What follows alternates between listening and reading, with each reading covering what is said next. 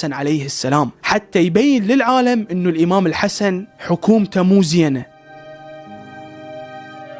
طبعا معاوية بهاي الفترة كان يسب الإمام علي عليه السلام علني بكل المناطق اللي كان هو يديرها، ومو بس هيك، كان يلعنه وين ما يروح، بحيث شكو واحد يتبع معاوية صار مثله. الروايات تقول انه معاوية واتباعه اللي هم آل أمية ظلوا يلعنون الإمام علي عليه السلام 60 سنة. تخيل. بعض الروايات تقول انه الامام علي عليه السلام لعنوه على 70,000 منبر. هذا امير المؤمنين عليه السلام. النبي يقول من سب علي فقد سبني ومن سبني فقد سب الله. هم حتى اللي قتلوا الامام الحسين عليه السلام اللي هم آل أمية كانوا يكرهون الامام علي عليه السلام، بحيث الامام الحسين عليه السلام قال لهم على ما تقاتلوني؟ على شنو تقاتلوني؟ ألست ابن بنت نبيكم؟ فقالوا له نقاتلك بغضا منا